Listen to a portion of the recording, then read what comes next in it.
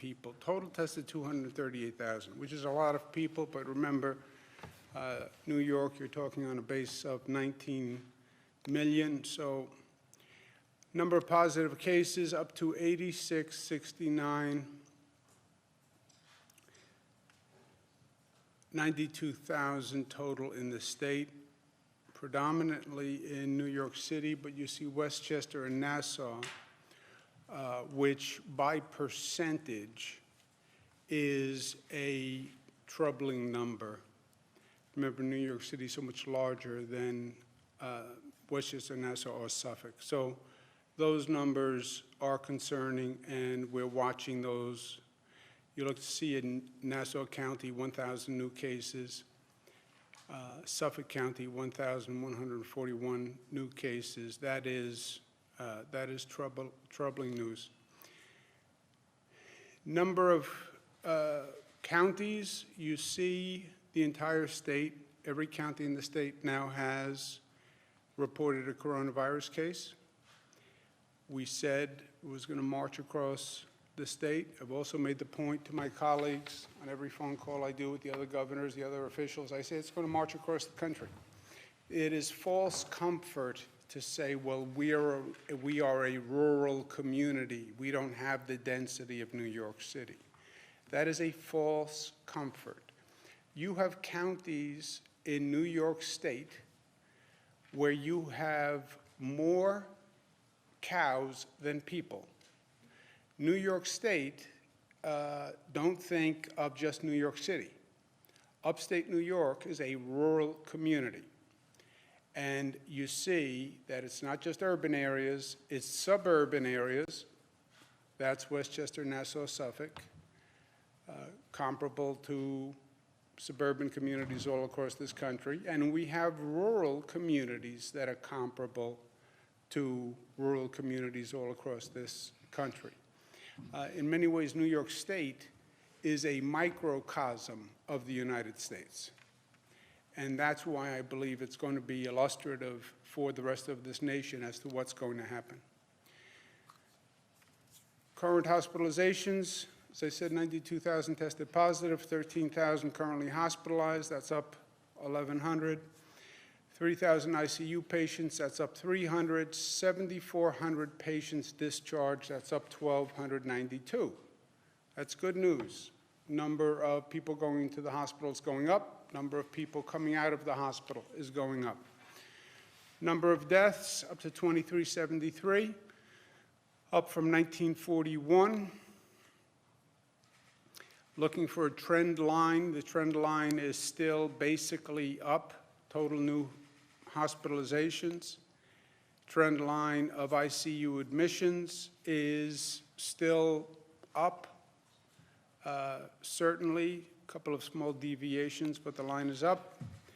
Number of intubations is up, but if you want to take an optimistic view, you could start to see a plateauing in the number of intubations, but the statisticians tell me that's an optimistic view.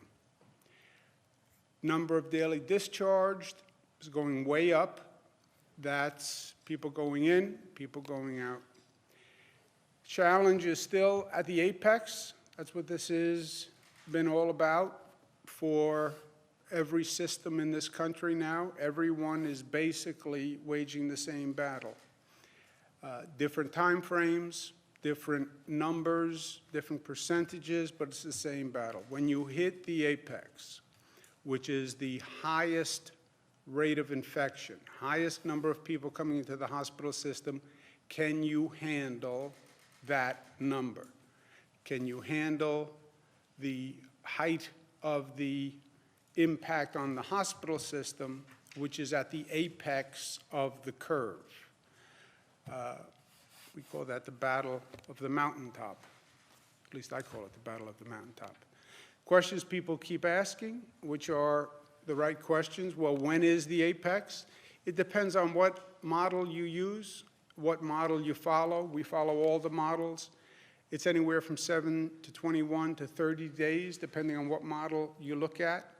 Well, how can you have that variable, 7 to 30 days? It depends on how that model rates how effective social distancing is, right? The variable is the models that think social distancing is going to be more effective at slowing the rate have a longer time frame for the apex. Those models that discount the social distancing, they have a shorter time frame for the apex. It makes it difficult to plan, frankly, because 7 to 30 days is a long window, and we are literally planning on a day-to-day basis, deploying assets on a day-to-day basis. We believe it is closer to the shorter end of the range with our in-house people looking at the professional modeling that's being done. How many beds will you need at the apex? Between 70 and 110,000. Again, that is a broad range.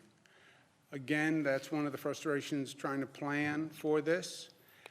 Right now we have 53,000 statewide. We have only 36,000 downstate. Remember that. And this is primarily a downstate issue. So by any estimate, we don't have the number of beds. But again, we've taken extraordinary measures. Every hospital, by mandate, has to add a 50% increase. And they have all done that. We're setting up extra facilities, which we've been talking about. We've been shifting patients from downstate hospitals to upstate hospitals, and that is continuing. When does this end? You have projection models that have us hitting the apex, coming down from the apex. Models vary at how quickly you come down from the apex, but they all basically say you come down from the apex quickly. And then some models have it flattening out, but flattening out for a period of time. Models have it flattening out and continuing through the summer. How many lives lost? There's only one model that we look at that has the number of projected deaths, which is the IHME model, which is funded by the Gates Foundation, and we thank the Gates Foundation for the national service that they've done. But that is the model that suggests approximately 93,000 deaths across the country. That's the model that I believe Dr. Fauci was referring to when he said about 100,000 deaths. By that, New York would be about 16,000 deaths by that model. When we're doing this planning and we're doing our deployment, the theory is the chain is only as strong as the weakest link, right? So that's true for the hospital system. We have about, give or take, 180 hospitals that we are focusing on here in the state. The hospitals that will have the greatest issue will be those hospitals that are usually the most stressed in normal circumstances, right? So if the hospitals before this were under stress, you then add this crisis on top of that, those are the hospitals that one would expect to see struggling first. That's also true for the entire hospital system. You know, we talk about beds, we talk about staff, we talk about supplies, but the truth is you need all three of those things to provide any care. A bed without staff doesn't do anything. A bed and staff without supplies doesn't do anything. So you need all three of those components to work to have a situation where someone can actually get care. In terms of beds, those are the easiest to find. And we're constructing additional facilities. We're now going to start at the Brooklyn Cruise Terminal, obviously in Brooklyn, New York City. It's expected to open this week, 750 beds. We're taking a Office of Mental Health facility in Staten Island and converting it to a COVID-only hospital. So on beds, we are in relatively good shape because a bed is a bed, right? A bed is a question of a structure. Push comes to shove. We can acquire dorms, we can acquire hotels, we can acquire physical structures with beds in them. Of those three components, beds, staff, supplies, I personally am least worried about bed capacity. We have 2,500 beds at Javits. We have 1,000 beds on the naval ship Comfort. Beds we can find. Not easy, but we can find them. The harder components are the staff and the supplies, which is what we've been talking about. On the staff, we're continuing to shift staff from the upstate hospitals that are less impacted to downstate hospitals. We've requested out-of-state healthcare workers. God bless America, 21,000 people have volunteered from out of state to come into New York State. I thank them. I thank their patriotism. I thank their dedication and passion to their mission of public health. These are beautiful, generous people, and New Yorkers will return the favor. New Yorkers will return the favor. This is going to affect every place in this country. We are, in some ways, the first major encounter. We're learning, we'll get the experience, and we will return the favor. When your community needs help, New Yorkers will be there. And you have my personal word on that. And it's also the New York tradition. When there's been a hurricane or there's been a flood or Hurricane Katrina, New Yorkers are the first ones in their cars to go anywhere in this nation that needs help. And I will be the first one in my car to go wherever this nation needs help as soon as we get past this. I will never forget how people across this country came to the aid of New Yorkers when they needed it. And I deeply appreciate it. We have 85,000 volunteers now in total, which are being deployed to the hospitals so they can find staff that works for them. Supplies are an ongoing challenge. The PPE is an ongoing challenge, the gowns, the gloves, and the ventilators. First of all, we have for the first time ever a hospital-by-hospital survey that will be done on a nightly basis of exactly what they have. As I said, we're coordinating the healthcare system in a way it's never been coordinated before, rather than having all these regional systems and public systems, private systems, et cetera. We have a central stockpile.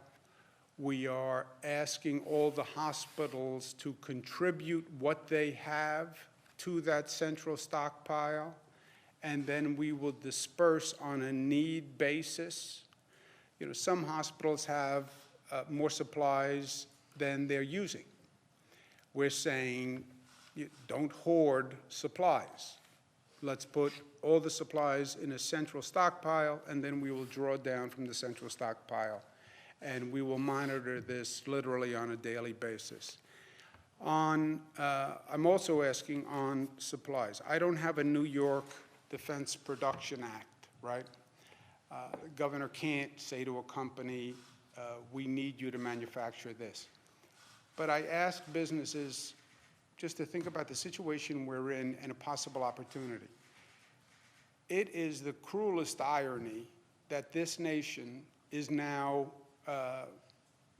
dependent on China for production of many of these products.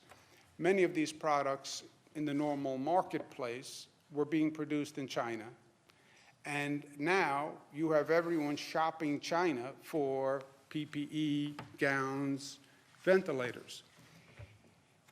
The gowns, the gloves are not complicated components to manufacture. The gowns are Tyvek or a paper material. If you are a manufacturer who can convert to make these products and make them quickly, they are not complicated products. The FDA lists the specifications for these products on their website. If you have the capacity to make these products, we will purchase them, and we will pay a premium, and we will pay to convert or transition your manufacturing facility to a facility that can do this. But we need it like now. You know, we're not talking about 2 months, 3 months, 4 months. We need these materials now. That's the stress. I understand that.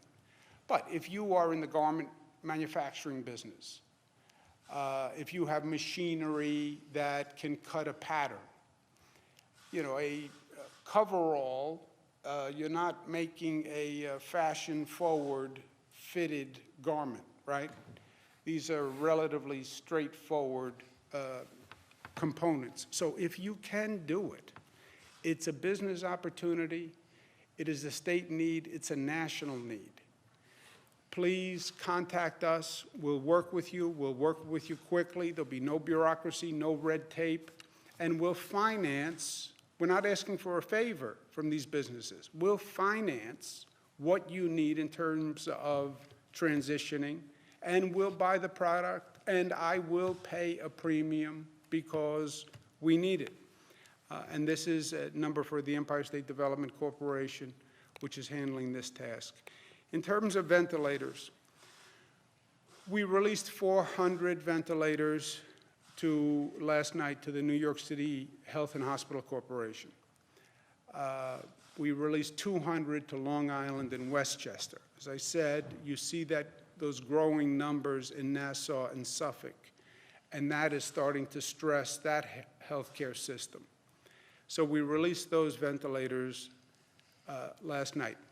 At the current burn rate, we have about 6 days of ventilators in our stockpile, meaning if the rate of usage, the rate of people coming into hospitals who need ventilators, if that rate continues, in our stockpile we have about 6 days.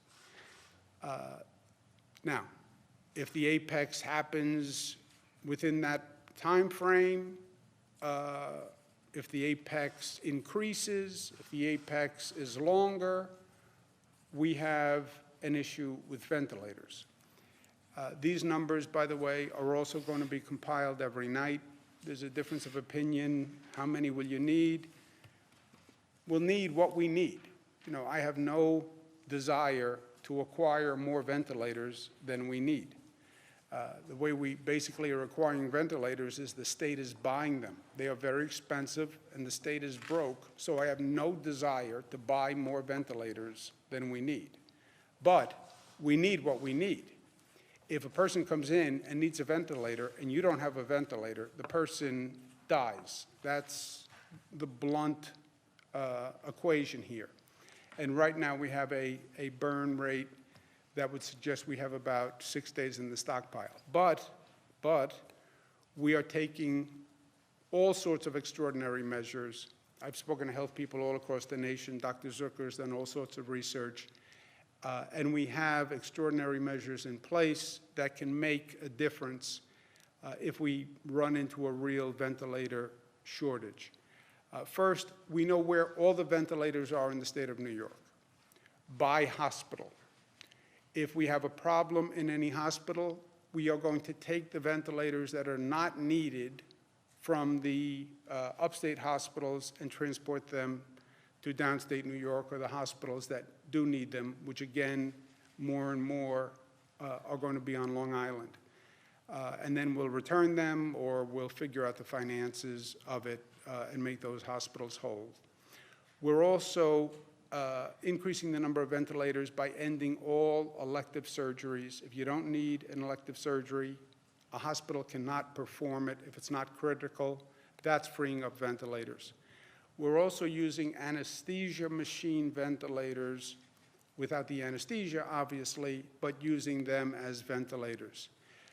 We're also so-called splitting ventilators. We put out a protocol. All the hospitals are practicing that now, one ventilator, 2 sets of tubes can do 2 patients. It's not easy, it's not ideal, but it's better than nothing.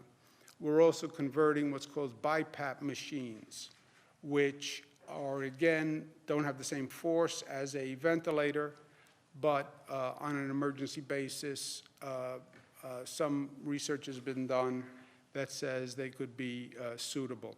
We are also still in the business of looking for ventilators, to buy ventilators. It's too late to ask a company to make them in any way that would work for our time frame. You look at our time frame, 7 days to 30 days. No one is going to be able to make a ventilator for you in that period of time. Nationwide, parts of the country that have a later curve, yes. If you give a company 2 months, 3 months, they can ramp up production, but not on our curve. So we have to find ventilators that we can buy, and we're still doing that. And again, the main place is China. We're converting the BiPAP machines. This has not been done before, but Northwell, which is one of our premier healthcare systems, has developed a protocol, and they're teaching the other hospitals now how to do it. We just bought 3,000 BiPAP machines, and 750 came in yesterday. So yes, the burn rate of ventilators is troubling, and 6 days of ventilators in the stockpile is troubling, but we have all these extraordinary measures that I believe, if push comes to shove, will put us in fairly good shape. I don't want to say yet I'm confident, and it depends on how many we need, but I can say with confidence, we have researched every possibility, every idea, every measure you can possibly take to find ventilators. This state has done. That I can promise you. We're also going to open the healthcare exchange enrollment period through May 15th. We have about 96% of the people in this state are covered with health insurance.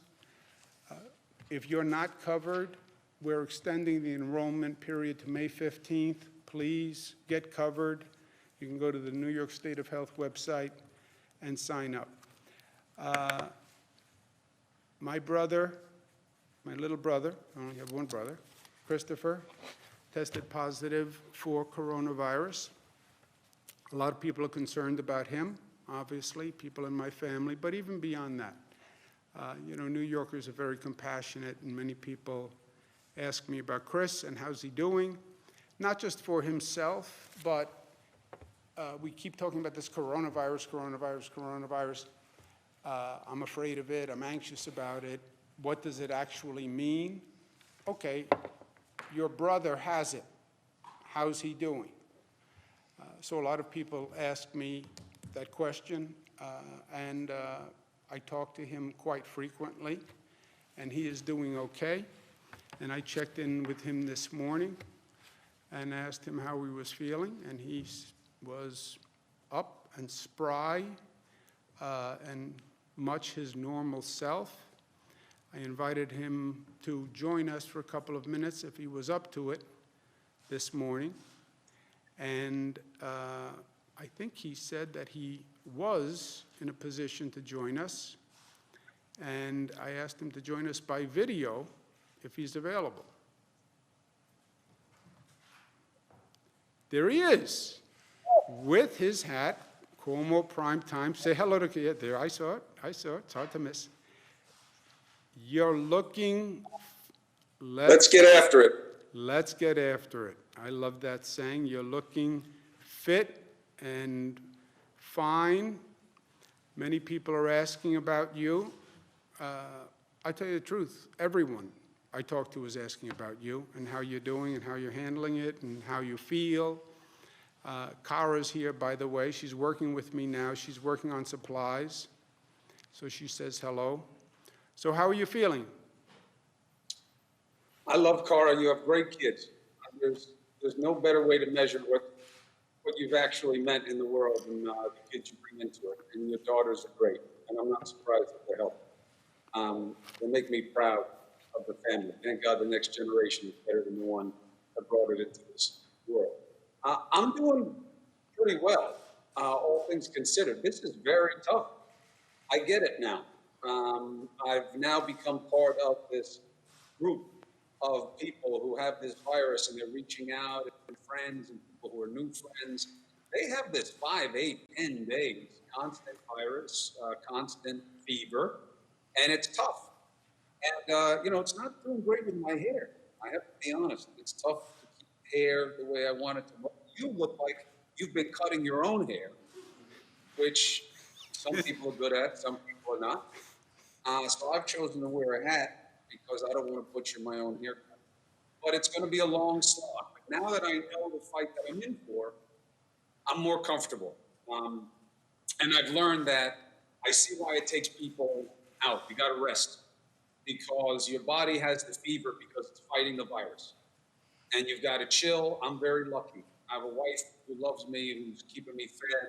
I got a nice place to be. So many people don't. You've been very smart, Andrew, in getting people to think about how they can reach out and help people without contact. A lot of people are fighting this alone, and I can't imagine that. I can barely, keep it together, and I have everything done for me. Very lucky. There are a lot of people who are in a bad way, and they're reaching out to me, and I feel for them. So we're in a real fight, and we really do have to remember our connections to each other, because otherwise there'll be no way through. You're on what? You're on day 2? Yeah, I really believe that it didn't start until I got the diagnosis, maybe because psychosomatic or whatever. But that night, I got hit with fever and those rigors, spelled like rigors, R-I-G-O-R-S. But it was like out of a movie. I tell you, I had the hallucination. I was seeing pop. You came to me in a dream. You had on a very interesting ballet outfit, and you were dancing in the dream, and you were waving a wand and saying, "I wish I could wave my wand and make this go away." And then you spun around and you danced away. Well, there's a lot of metaphoric reality in that one. I thank you for sharing that with us. It was kind of you. Obviously, it I can't has. get that picture out of my head. That's all I see. And I look at you. Obviously, the fever has affected your mental capacity. And Yeah. And being alone all the time. I think everything I say is funny. So you still have a fever? Do you have a fever today? I have a fever right this instant, Governor. Really? Well, you look good. Oh, yeah. I have to tell you, comparatively, you look good. Well, first of all, I appreciate that. I must point out to your audience that you have expressed concern about how I look after today's appearance several times. And you didn't like my hair. You thought that I was giving a bad look of survival of the virus. No, look, I think I'm doing okay. Good. You look good. You sound good. I know that sometimes we joke. I'm not going to do that today. Rule 1 is never hit a brother when he's down, and you're literally in the basement. So I'm going to refrain from any rebuttal today. I don't know, Andrew. I have to tell you, this is probably your best chance. Because when I'm healthy, you know what happens when we go toe-to-toe and I'm healthy. So really, if I were you, now's the time to strike. Yeah, but see, that's... You may get sick, but Yeah. I would come for it now. Once I'm healthy, I'm not going to forget all the jokes you made at my expense. I saw the picture you showed of me the other day. No, look... Raised my fever up my head. No, look, first, I have no doubt that you would hit me when I'm down. That's the difference between us, and that is my point. That's not who I am. I hadn't made any jokes. It was not a joke. Some people misinterpreted what I said. I said that I was going to send you a book, because I know you're just walking around the basement there, that I was going to send you a book on a beginner's guide to striped bass fishing. But that's only because, you normally fish for porgies, And it's totally different to fish for striped bass than porgies. I was never saying anything that was in any way offensive. Well, I appreciate the book. I like to learn. I love to read. I love to fish with you. It's one of my favorite things to do. You're the only person I've ever known who fishes in all white, because you have no expectation of getting any kind of fish or any type of substance on you at any time when you fish, which has been great training for the virus. You have lived a sterilized existence pretty much the entire time I've known you. Yes, I believe you can fish and still stay neat and clean. I'll tell you this. I love these press conferences. I think you should have one every day. Yes, I have been. I know you haven't noticed. Oh. Yes. Sorry. Yes, it's sort of like the way you have a show. Yes, I do a briefing. You have Cuomo prime time, I have Cuomo all the time. That's the difference. Yeah, I The see hats that. are available, by the Yes, way. it is a good-looking hat. And 1 hour a day. I work 23 hours a day. That's like the mathematical balance. But You anyway, need you to. You have to stay. Yes. That's your job. that's my job. I do believe this is going to be a great public service in a ironic way. People are curious about coronavirus. What does it mean? What happens if I get the virus? You living it, showing it, doing the show, reporting on how you feel, reporting on what you're doing. I think it really it demystifies this. It takes a lot of the unknown out of the equation. And I know it's a terrible, unfortunate circumstance for you, but think about it from a journalistic point of view, a public service point of view. You are answering questions for millions of Americans. If I get it, what happens? What do I do? What do I look like? How about my family? By the way, best news is, thank God, your family doesn't show any symptoms. Knock Formica, yeah. Because if your wife had any symptoms, you would be in the basement for a lot longer than this virus would keep you in the basement, my brother. But Let me tell you, I don't know how I would do it without it. I mean, I've always been emotionally dependent on my wife, but now I don't eat without Christina. that's a The problem. kids won't come anywhere near me. Yeah. The dogs won't even come down the stairs. Well, is I that, had to trick the dog to come in to take a picture with it. is that a So this relationship is- issue, or is that like a canine instinct issue? I wasn't. I think that, people get into survival mode, and they're like, look, big dog went down, doesn't mean we all have to go down, and they are keeping their distance. I get a FaceTime alert every once in a while. I get a text message. They are all very proud of you and what you're doing. I know how hard this is for you. I know it's frustrating when you can't control what you need, and you know what you need, and you know how important it is, and you can't get it. And that is very tough, and I've watched it in real time with you. And I can tell people, of course, I'm your brother. I'll never be objective about you. You're my favorite guy. But I've never seen you work harder than now. And I've never seen you have this kind of desperation to source equipment, and you're drawing in from everybody you know. And you've done everything you can to stay positive with the federal government. And that is so important right now. And you're doing everything you can. Unfortunately, look, what's one of the big lessons in life that Pop always used to tell us? Certain things you're not going to be able to control. Certain things are going to happen. This virus is one of them. It happened. It's going to run its course. You guys can't put a number on it. I know there's a huge temptation to do it. I know you're using the models. I talked to Dr. Fauci and all the different experts. People want timing, but we got to be realistic. We don't know how long it's going to last. We only know what we control, which is staying away from one another. And if we do that well, things will go better. But sometimes in life, you got to ride it out. And when one of those experiences now, people will remember this period, maybe more than any other period in our lives. And people will be remembered for how they stepped up right now and what they did and what they didn't do. And I'm very proud of you, big brother. I'll tell you Yeah. that. Well, look, I've said at this briefing, this is a transformative moment for the state, for the country. I believe that. I also believe it's a moment where you really see what people are made of. When the pressure is on, that's when you see all the cracks and you see all the strength. It's easy to be nice when everything is nice, but when the pressure is really on. And for you when they told you you tested positive, you know, a lot of people's instinct would have been to get in bed, pull the covers over your head, and just lay there. For you to get up, do that show, share with people, that is a strength and a character strength that is really incredible. And you know, we joke a lot, but the strength that you showed here and the dedication to journalism and your skill and your ability to make this okay for people and to communicate it. You can do the coronavirus, have the coronavirus, but you know, life goes on. I've been saying 1,000 times, 80% of the people get it and they will self-resolve, you know. But you're showing that. And not many people would have stood up the way you have stood up. And I've always been proud of you. You know that.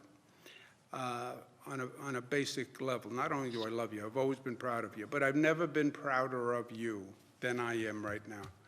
You go get some rest. I love you. Everybody loves you. This is going to be fine. You're going to get through it, and you're going to do a beautiful public service in the meantime. And I'm proud of you. And then we'll go fishing, we'll have a drink, and we'll laugh about it. Go get some rest. Thank you for taking the time. Can't wait for that. And I know that I have to take care of myself. I won't do the show all the time. I'll do it whenever I can. People have been very nice in saying, don't work too much because you don't want to compromise fighting the virus. They are right. You're right to say that as well. And I hear all the advice. I love you. Thank you for letting me join today. I'll enjoy watching this now that I know it's a regular thing. I'll watch it every day because I'm stuck in the basement. Thank you. Thank you for saying such loving, supportive things. If you need me, you know where I am. Rule 1, never hit a brother when he's down, in the basement. Love you. In the basement. In the basement. Love you. Ciao. Questions? Let's do the coronavirus questions, and then any local questions we'll do afterwards. Albany and Newburgh have said they're interested in mandatory curfews. Would you be interested, they said this would require an executive order, would you be interested in placing mandatory curfews in places that aren't interested in obeying social distancing rules? Yeah, well, it would depend on what the question is, would I be open to curfews? It depends on what their problem is, what their situation is, and what they're trying to solve, and we'd have to talk through it. So I'd have to understand what the theory of their action is. Reports that there's only a handful of people in the Comfort at this point. Can you give us an update of how many patients are in the SHIP as well as in Javits Center at this point? I do not have the numbers, Jesse, but I can get them for you. Those two facilities are operated by the federal government, as you know. They're for non-COVID patients only. The theory is that the non-COVID patients would come out of hospitals, freeing up more beds in the hospitals for COVID patients, and that the Javits and the Comfort would be a overflow valve for that. The federal government determines who comes in by their protocol, and but I have to get the numbers. I don't have the numbers. Is it possible that the Javits and Comfort could at some point care for some COVID patients, like maybe not ICU level ones, or? They could. You would need the federal government to allow you to have Javits. Look, Javits Center can do, the Javits and Comfort can do whatever the military allows them to.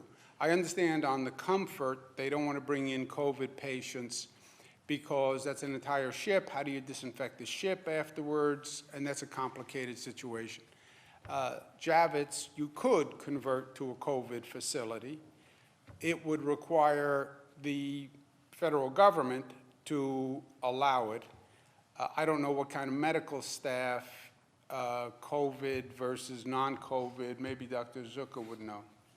So it really depends on their clinical condition. The COVID patients who are recovering are in their convalescent phase, and so they should be getting better and need some respiratory support from the standpoint of chest PT and nursing care more than anything else. And the non-COVID patients, obviously it depends on what their medical condition is, but obviously those individuals would have to be in relatively stable condition. Governor, there are reports out of China that the coronavirus cases and deaths might not be accurate. I'm just wondering if that's true, if that would have any bearing, any impact on the models and the projections that we're using in the United States? It's an interesting question. Part of what, we do not do the models in-house, right?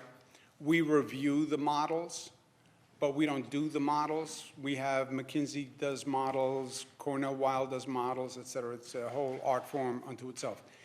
The modelers will tell you they use Wuhan data, especially when they're trying to calibrate the rate of spread and the effect of social isolation. But they also have a lot of data post-China that they are relying on. You have South Korea, you have the rate of spread now here. So you raise a good point. If the China data was wrong, might it influence the model? Yes, but the model isn't solely dependent on that data either. Some of the ventilators from the federal stockpile have been faulty, either had missing pieces or were not working. Did New York receive any faulty ventilators? Did New York receive any faulty ventilators from the federal government? We've received, the state overall, the city and the state, received 4,400. We have distributed many of them. I have not heard of any faulty. I haven't heard of any. So I think the issue is, and this was an article in the LA Times out in California, it was reported that some of the ventilators that were sent to them by the federal government were faulty. And the explanation is apparently you have to run ventilators ever so often. It's not unlike a car battery, not that this is my particular area of expertise, admittedly. And so that was what they chalked that issue up to. In New York, when we saw that report, we began to review our own stockpile, and we're in the process of doing that now of the ventilators we got from the feds, and we haven't seen a problem so far. Are you expecting any more ventilators from the federal government at this point? Have you been informed that You there know are what? more on the way, or? Where the federal government is very aware of our situation. I spoke to the president this morning. I worked with the vice president, the White House staff, et cetera. I don't think the federal government is in a position to provide ventilators to the extent the nation may need them. You know, I don't think it's a question that this federal government has ventilators that they're not distributing. They may have ventilators that they're not distributing now, on the same theory that I'm not distributing all of our ventilators now, because you have a stockpile, right? State has a stockpile, federal government has a stockpile. Concept of a stockpile is you stockpile until you need it. But I don't know if they have more in the stockpile. I know that the ventilator availability is just a problem for everyone. You have 50 states competing for it. You have the federal government trying to buy it. I don't know what their capacity is in their stockpile, but I wouldn't at all be surprised if they don't have enough in their stockpile to provide for all the communities that need it. That's why our attitude here is, you know, we're on our own. I will ask the federal government if we get to that point. I'll ask them. I'll plead. I'll do whatever I have to do to get ventilators from the federal government. But that's why we're also taking all those extraordinary measures ourselves.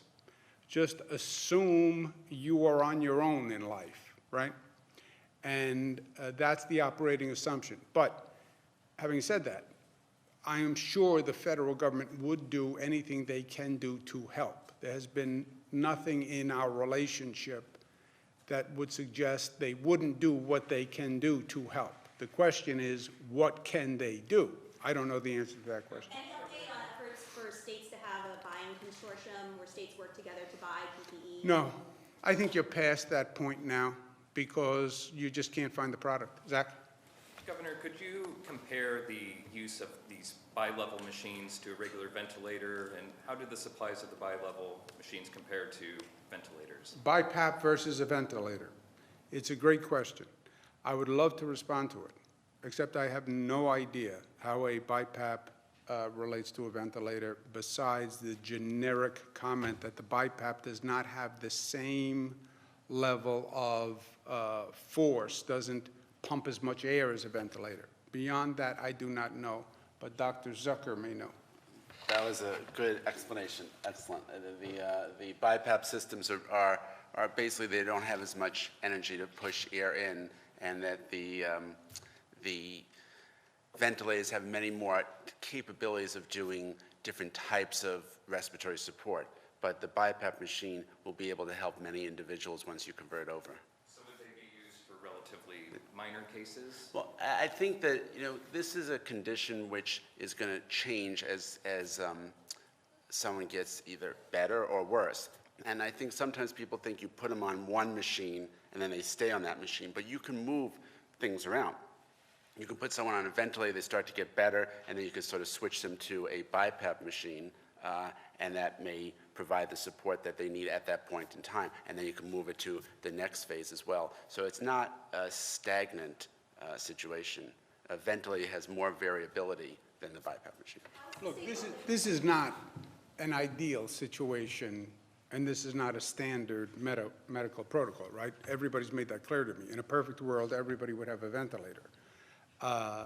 And that's our first goal, and it's always been our goal. And, I've been talking about ventilators since this thing started. But if we hit that apex and we run out of ventilators, then on the theory of you do whatever you can do, then we have all those series of measures. Take the ventilators from hospitals that don't need them, splitting the ventilator so you double the capacity of a ventilator, use a BiPAP machine on a patient who you can use a BiPAP machine. All of those measures go into effect because you have no option, right? You're going to be in a situation where literally, if the person doesn't have a ventilator, they die.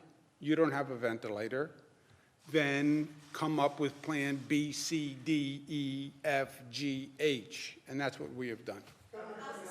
By the way, we even have a plan for I showed you the handheld rubber ventilator that's just a bladder that is manually operated, and we purchased 7,000 of those.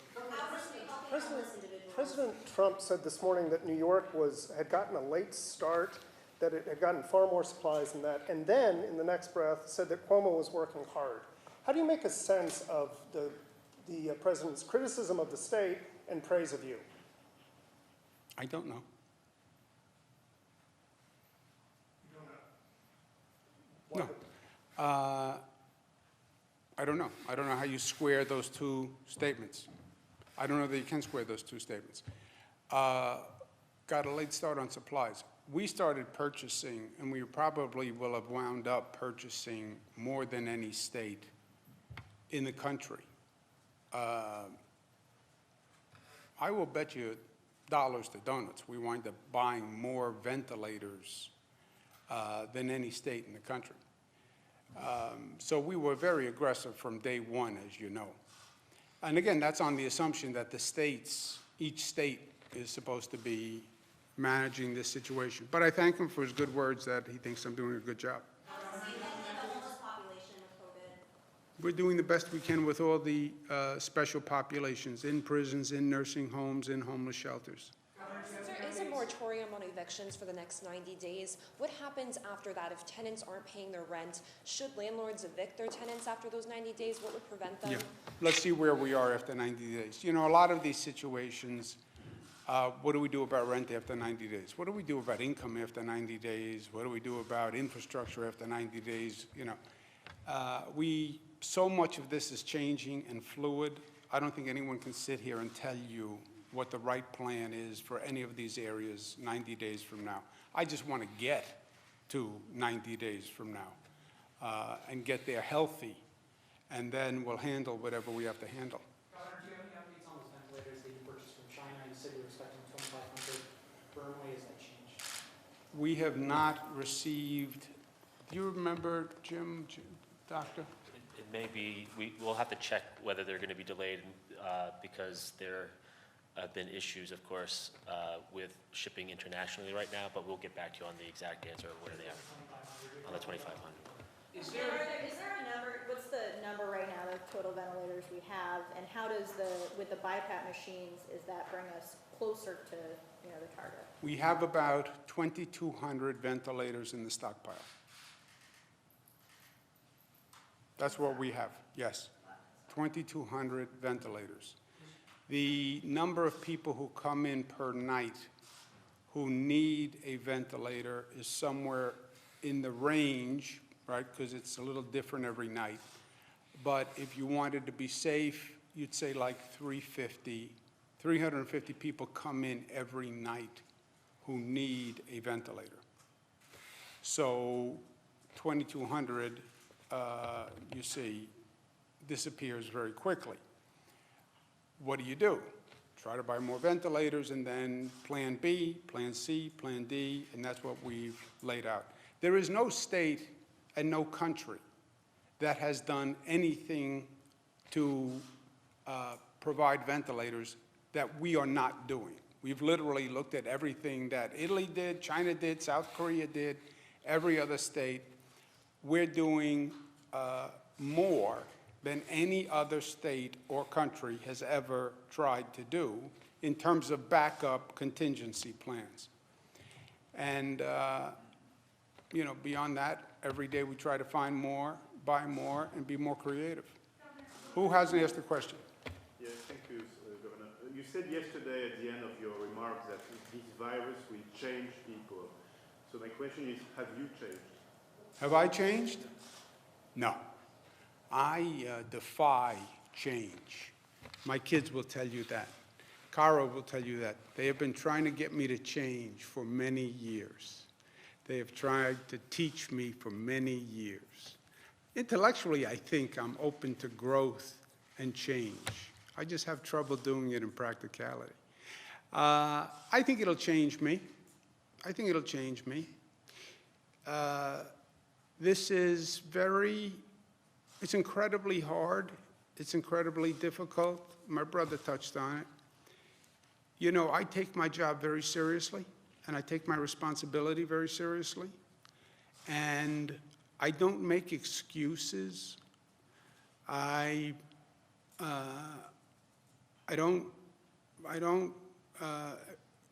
fail, I fail. You know, if something breaks or something doesn't work, that's on me. I see those number of deaths every day, and I take that personally. And I feel the pain that families are feeling, and I'm doing everything I can, but people are still dying, and that is very hurtful and humbling and painful, just painful. And this is a long time to be under that level of pain. What do you look like when you come out the other side? I don't know. I don't know. There is a company in cahoots called Precision Valve and Automation that says they can make a contraption that automatically pumps a bag valve mask, the thing you demonstrated over the weekend, similar to a ventilator. Is that something you've looked into, and is that something viable? That could be for Dr. Zucker. Yeah, I don't know if they have looked into it, but if they haven't, we will. Will the new bail changes in the budget result in more people in jails amidst the outbreak? And did you look at facts and figures to see if a new change in bail law was needed? Yes. Well, no and yes. No to the first part, yes to the second part. Have we looked at facts and figures? We've discussed this for 2 years intensively. There's been all sorts of conversations. As you know, I had a meeting in this room with all the interested parties like 10 days ago. So I just mean like the facts and figures from the rollout of the law in January until now, like what do those facts and figures tell you? Yeah, everyone has been looking at the facts and figures and discussing and debating and analyzing. And there's been there's a range of opinion, as you know. On most matters, there's a range of opinion. And the bail reform that we did last year, I'm very proud of, because it was discriminatory in effect, if not in impact. And I think we made the right change now, and I think the improvements we made this year are the right ones also. Governor, construction workers on projects that will be done for a while to the Florida terminals, Moynihan Station, and affordable housing are wondering why it's essential for them to keep working through the pandemic on these longer-term projects, especially sites that have had positive cases. Well, essential projects are projects that are public works by and large, that the state needs and the city needs. You know, after this is over, we're going to have to get back to work, and we're going to have an economy that functions. And having infrastructure is an essential part of that. And a lot of these projects, once you start, you can't just stop, you know. Those airports are still functioning. Planes are still coming in. And LaGuardia is a whole configuration of physical barriers and alternative routes pending construction. So a project like that would be very, very difficult to freeze and then unfreeze. Anyone who hasn't answered a question? Okay. There's a fail-safe for the Emergency Bond Act, or for the Bond Act for Restore Mother Nature. How do you make the decision on whether or not to pull the plug on that and on sending it to the voters? It's basically on finances, so I would ask Robert Mejica what he thinks. We're going to look at access to the market. Access to the market is pretty limited right now. We're going to be borrowing to deal with the short-term revenue shortfall. But by next September, next October, we'll look at the state's finances at that point, look at our access to the market, and then make a determination then. How likely do you think it is that you do have to pull the plug on it? It's hard to tell how likely is it going to be that the economy is going to return to where it is next October. It's your guess. What's the number in the total of short-term borrowing at this point? Is it 8 billion? Is that what we're looking at? We're not sure yet, right? We're going to look at what the market will allow us to borrow, how much we have in reserve, and make that determination at this time, right? The shortfall between April and July 15th is going to be $10 billion. So it'll be somewhere between, between that number. We have some access to reserves that we have, so we'll make the determination then. I'll tell you this, that the legislature and the executive got this budget or getting this budget done with all the initiatives that are in this budget is an extraordinary feat of government accomplishment. And I praise Speaker Heastie and Senate Leader Andrea Stewart-Cousins and every member of the legislature. You know, it would have been very easy to say, oh, this is an extraordinary year, let's just do the bare minimum and go home. They said the opposite. They said we have a lot of needs, there are a lot of issues that need to be addressed, and they stepped up to the plate and they did it. You look at that list of initiatives that are in this budget, you can put that budget against any budget that I have done in any normal year, and it would be a great budget. That it was done this year is really extraordinary. So I praise them for that. Anything I said that wrong, incorrect, misstated, don't be shy, now is the I would time. just make the point that on bail, while there are additional crimes that are bail eligible, that's what they are, bail eligible, so it doesn't necessarily mean that it's going to translate into more people. And I believe the effective date is 90 days from now, so it takes into consideration the current circumstance that we find ourselves in. There were 115 crimes that we moved to be alternate to bail eligible, so things like remote tracking and treatment and other things. So there was a heavy emphasis on that as well.